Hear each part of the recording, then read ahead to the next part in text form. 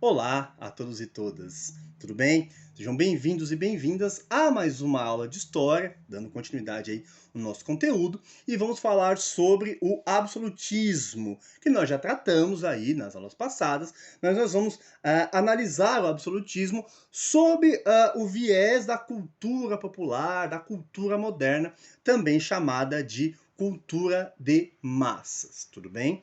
O absolutismo é o sistema, é o regime na história onde você vai ter o poder absoluto nas mãos do rei, ou da rainha. Sistema que vai se consolidar ali na Europa a partir do século XIV, com as primeiras monarquias ali, como Portugal, Espanha, França e também Inglaterra. Para o nosso contexto aqui da cultura popular, a gente viajando um pouco mais nas ideias, como a gente gosta de fazer sempre, né? As nossas viagens aí e tal, e aí vocês muitas vezes me acompanham, né? Nessa viagem toda. A gente tem alguns exemplos aqui, como o Pantera Negra, como o T'Challa, o rei de Wakanda. Wakanda, um reino fictício na África, que possui uma grande quantidade de vibrânio, e até nos leva a uma hipótese, né, de como que seria a história caso não houvesse a colonização, né? O Wakanda não foi colonizada e aí não foi explorada pelas potências europeias, consequentemente não passando pela era do imperialismo. Quando você vê o Wakanda lá, se trata de um reino rico, né? E o Pantera Negra é o rei de Wakanda. Na tradição do reino, é a tradição de hereditariedade, de poder hereditário. Então, tinha o pai, né, no caso aqui do T'Challa, o T'Chaka, ele morre e aí assume o filho dele. Como tradição africana, você tem na história vários reinos, né, ao longo da história africana, quanto tradição local e também sempre lembrando da África enquanto continente, com uma série de povos, uma série de etnias que nós vamos especificar, né, nas nossas aulas aí, sobretudo no segundo semestre. Tudo bem? Tá certo? Então nós temos aqui, quando fala sobre poder, aqui nós temos o T'Challa, que tem o poder, né, ali da sua armadura de vibrânio, tá certo? E nesse contexto todo também tem o poder, ele concentra o poder nas mãos dele, né? Ele toma as decisões políticas, ele administra o reino, isso cuida da parte das fronteiras, né? Ali para não ser invadido, das guerras também. Então ele tem o controle político e o controle bélico também, que é o controle sobre as guerras.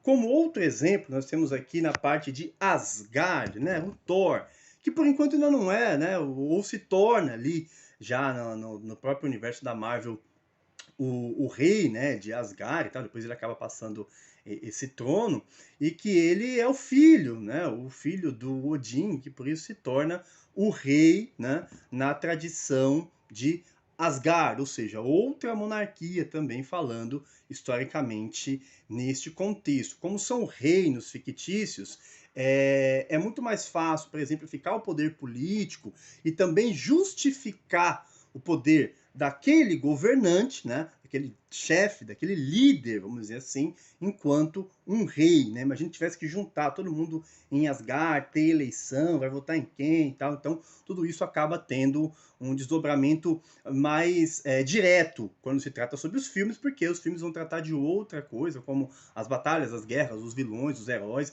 Então, acaba tendo esse contexto aí. São exemplos que mostram que na tradição histórica, durante muito tempo, se analisou a história sobre esse viés das monarquias, dos reinos, né? Sobretudo porque a Europa acaba tendo aí uma centralidade por conta do eurocentrismo, que é a dominação europeia no processo histórico aí, sobretudo a partir do século XVIII e século XIX, né? Então a gente tem aí esses exemplos que podem nos mostrar o quanto isso está presente ainda no nosso imaginário. O que é imaginário? Aquilo que nós temos enquanto construção cultural de um povo, ou mesmo propriamente da humanidade como um todo, né? Então você tem aí exemplos na cultura popular, na parte dos heróis, que a gente sempre usa para exemplificar, né?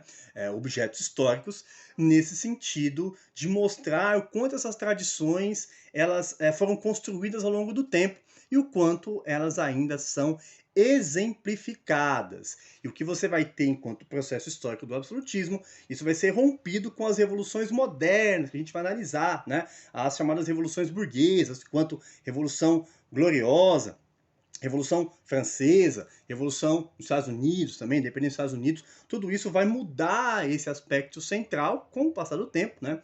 Para que saia de cena o poder do rei e aí você tenha o poder da burguesia, né? Pegando enquanto exemplo aqui, da parte da burguesia, a gente tem aqui, por exemplo, o Homem de Ferro, né? Exemplo de um burguês, propriamente, um dono do capital, que hoje, no caso, é o que manda no mundo tecnicamente, né? Na parte política, a parte econômica aí, acaba tendo esse desdobramento que vai começar com as revoluções burguesas, já a partir do final do século XVII, na Revolução Gloriosa, e consequentemente aí na francesa e na americana também, tá certo? Espero que tenham entendido. Caso não, é só perguntar lá na caixa de e-mail, fazer um comentário que a gente vai lá e responde, tira as dúvidas aí, tá certo?